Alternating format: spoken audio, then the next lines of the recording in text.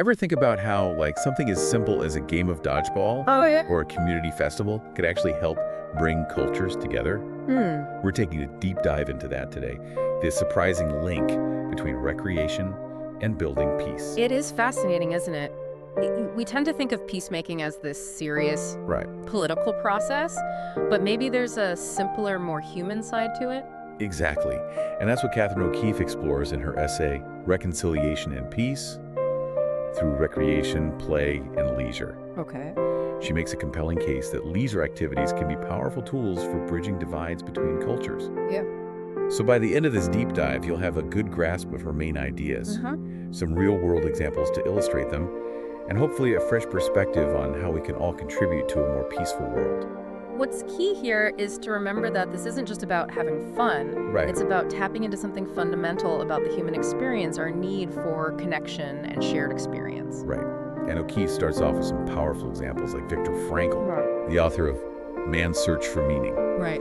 She talks about how even in the horrific conditions of a concentration camp, Frankl found that just imagining leisure activities, like a picnic with his wife, Oh, wow. helped him hold on to hope and sanity. That's a powerful testament to the resilience of the human spirit, wouldn't you say? Yeah. Even in the face of unimaginable suffering, Frankl shows us that leisure isn't just about what we do. Right. It's also an internal state of being. It's almost like a survival mechanism, a way to tap into a deeper well of strength and resilience. Yeah. And this idea that leisure is something deeply rooted within us, it's echoed by Johannes Huizinga, who famously said, "Play is older than culture, and all culture is a form of play." Huizinga's quote suggests that play isn't just some frivolous pastime. Right. It's actually woven into the very fabric of who we are, connecting us on a level that transcends cultural boundaries. It's like a universal language we all speak regardless of where we come from or what language we speak. Right. And speaking of cultural differences, O'Keefe brings in another fascinating perspective, the Hindu concept of Maya. Maya essentially describes God creating diversity from unity and then resolving it back into unity. Okay. Think of it like a cosmic dance. Okay. There's this incredible diversity of cultures and experiences, Right. but ultimately they all stem from a single source and are interconnected in a profound way. Okay. I'm starting to see how this ties into reconciliation. Yeah. If we can see cultural differences not as divisions, but as expressions of a shared underlying unity, Right. that's a powerful shift in perspective. Exactly. It's like seeing the forest for the trees. Right. We get so caught up in our differences that we forget we're all part of the same ecosystem, the same human family. And this makes me think of the biblical story of Babel, where humanity's attempt to build a tower to heaven Yes. is thwarted by God creating different languages. Oh, interesting. Yeah. It's usually interpreted as a cautionary tale about pride and ambition. Right. But could it also be a commentary on the potential for cultural misunderstanding? It's certainly a thought-provoking interpretation. Just as language can divide us, it also has the power to bring us back together. Right. And this ties into O'Keefe's point about the importance of shared experiences in bridging cultural divides. Yeah. Speaking of shared experiences, what about the role of competition in all of this?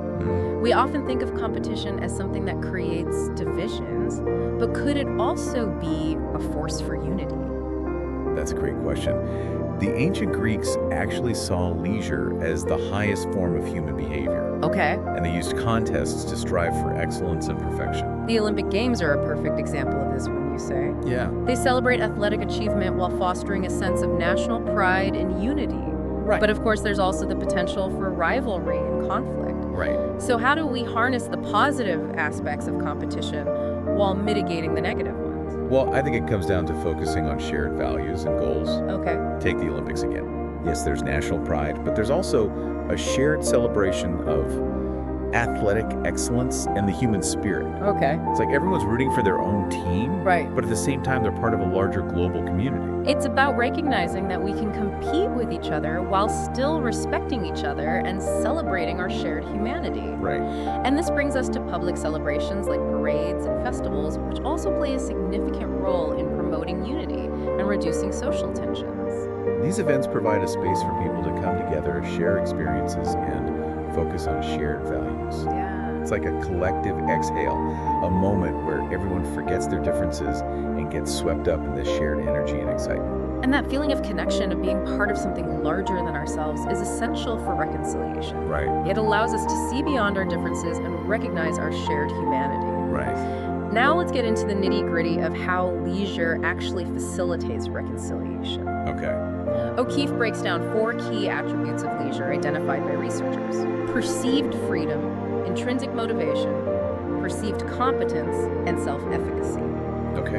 And what's fascinating is how these attributes are also crucial for reconciliation. It's like the two sides of the same coin. Exactly. So starting with perceived freedom, both leisure and reconciliation require a genuine desire and willingness to participate.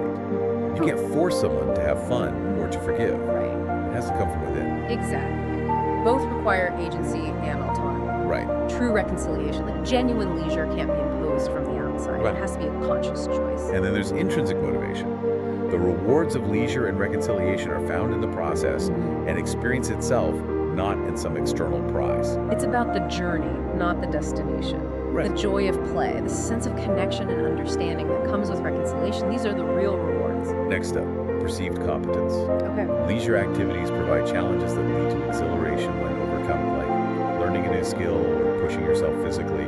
Think about the feeling you get when you finally master a difficult move on the basketball court or nail that guitar solo you've been practicing. It's incredibly rewarding, right? Absolutely. And that same sense of accomplishment can be found in building bridges across cultures. It takes effort, patience, and a willingness to step outside your comfort zone. Right. But the rewards are immense. And finally, there's self-efficacy. The belief in our own ability to choose our mindset and actions, even in challenging circumstances. Just like Viktor Frankl in the concentration camp. We have the power to choose healing and reconciliation even when surrounded by conflict and pain.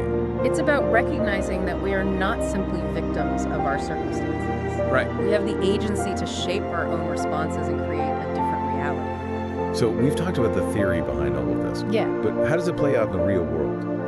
Well, O'Keefe introduces this idea of transculturalism, which is basically using shared cultural experiences to bridge divides. Transculturalism goes beyond simply tolerating other culture. It's about actively seeking out opportunities to engage with and learn from them, Right. to find common ground, and to celebrate our differences while recognizing our shared humanity. And one of the best examples of this in action is Peacebuilding International, Okay. an organization that uses basketball to bring children from conflict zones together on the same teams. They've done incredible work in places like Northern Ireland, South Africa, and the Middle East, Wow. where they've witnessed firsthand the transformative power of sport to break down barriers and foster understanding. Imagine kids who have grown up fearing and distrusting each other, suddenly finding themselves on the same team, working together towards a common goal. Wow. It's a powerful shift in perspective that can have ripple effects throughout their communities. And what's great about Peacebuilding International is that they don't just focus on the physical act of playing basketball. Right. They incorporate workshops and discussions on conflict resolution, teamwork, and communication. They create a safe space for these kids to interact, to get to know each other as individuals rather than stereotypes, Right. and to build relationships based on mutual respect and understanding. It's a holistic approach that recognizes that lasting peace requires buy-in from all levels of society. Exactly. It's about changing hearts and minds, not just behaviors. Absolutely.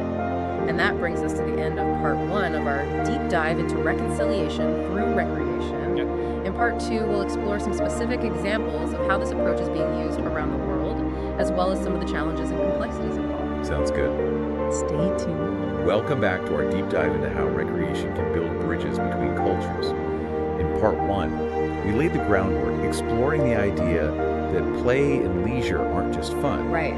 They're deeply rooted in our humanity and have the power to connect us in ways that transcend cultural differences. We touched on some fascinating concepts, like Viktor Frankl finding solace in imagining picnics while in prison, Right.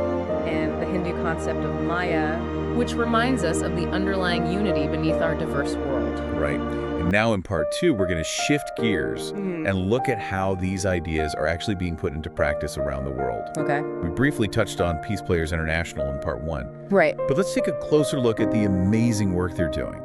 They've been active for over 2 decades now, using basketball as a tool for peace building in some of the most divided corners of the globe. Wow. Northern Ireland, South Africa, the Middle East. It's really remarkable. What I find so inspiring is that they're not just throwing kids from different sides of a conflict onto a court and hoping for the best. Right.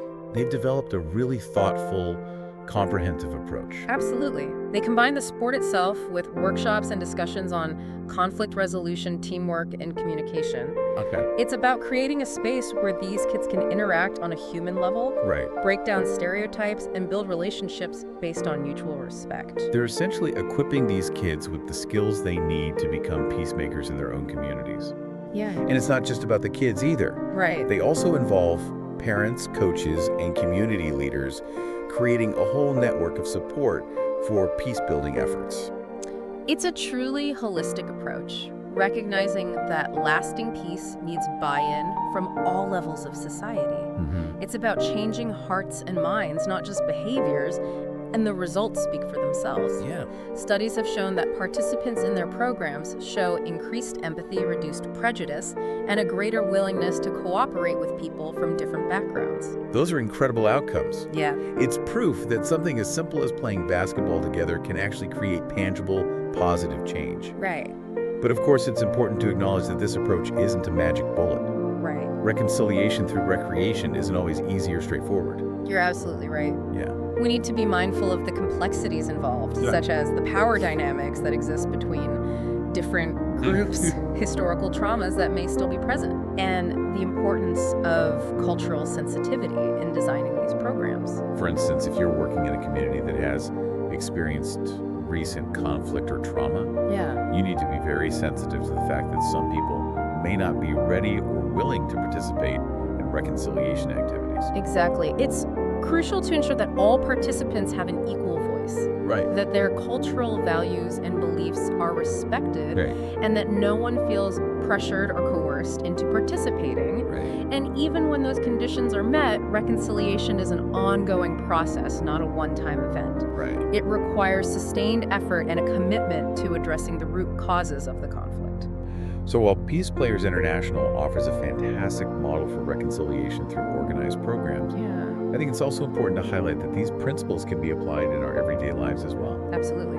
Each of us can be a peace builder in our own communities by engaging in recreational activities with people from different backgrounds. It could be as simple as inviting a neighbor from another culture over for dinner, Right. joining a multicultural sports league, Right. or volunteering at a community center that serves a diverse population.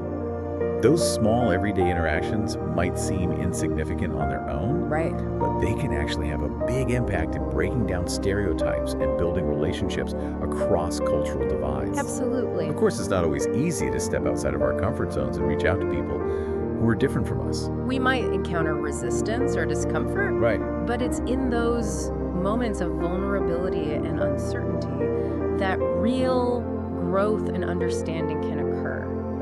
It's about challenging our own assumptions, broadening our perspectives, and recognizing the inherent value of diversity.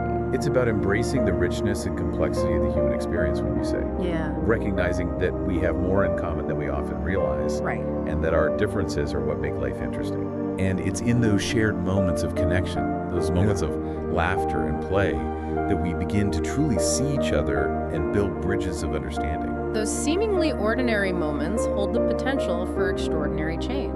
Right. It's inspiring to think that something as simple as sharing a meal, playing a game, Right. or experiencing a cultural event together can be a step towards creating a more peaceful world. And that brings us to the end of part 2 of our deep dive. In part 3, we'll circle back to you, the listener, and explore how you can take these ideas and put them into action in your own life. Welcome back to the final part of our deep dive into reconciliation through recreation. We've covered a lot of ground, from the theoretical underpinnings to inspiring real-world examples and the challenges that come with this approach. It's been quite a journey, hasn't it? It has. We started by exploring the idea that play and leisure are fundamental to the human experience. Right. And now we've seen how they can be harnessed to bridge cultural divides and build peace. We've seen how organizations like Peace Players International are using basketball to bring kids from conflict zones together, Yeah. teaching them valuable life skills and fostering understanding and empathy along the way. And we've talked about how these principles can be applied in our everyday lives Right. through simple acts of connection and engagement with people from different backgrounds. Exactly. So as we wrap up this deep dive, we want to turn our attention to you, the listener. Okay. We've explored all these ideas and examples, but now it's time to think about what this all means for you personally. What resonated with you most from this exploration? competition. Yeah. What new insights did you gain? Maybe you're feeling inspired to seek out opportunities for cross-cultural engagement in your own community. Right. Or perhaps you're reflecting on the role of leisure in your own life and how you can use it to foster connection and understanding. Whatever it may be, we encourage you to hold on to that spark of inspiration and let it guide your actions. Yeah. Remember Catherine O'Keefe's words? Forgiveness and healing have a better chance of flourishing when germinated in the rich soil of enjoyable, memorable, and positive emotional experiences. Those words really capture the essence of this whole approach, don't they? Yeah, they do. It's about creating positive shared experiences that allow us to see each other's humanity and build bridges of understanding. And as we leave you with a final thought, Okay. we want to pose a question that goes beyond organized programs and delves into the power of everyday interactions. Okay. We've talked about Peace Players International and other initiatives. But what about those spontaneous moments of connection that happen organically in our daily lives? Think about it this way. Okay. How might something as simple as sharing a meal, Right. playing a game, or striking up a conversation with someone from a different background contribute to peace building in your own community? It might seem like a small thing, but those small acts of kindness, curiosity, and shared joy can actually plant the seeds for something much larger. It's about recognizing the humanity in everyone we encounter and choosing to build bridges instead of walls. It's about embracing the power of play, the joy of connection, and the belief that a more peaceful world is possible one interaction at a time. On that note of hope and possibility, we'll conclude our deep dive. Thank you for joining us on this journey of exploration and discovery. May you go forth with a renewed sense of purpose and a commitment to building bridges of understanding in your own unique way. Until next time, keep diving deep and keep seeking those connections that make our world a richer, more harmonious place.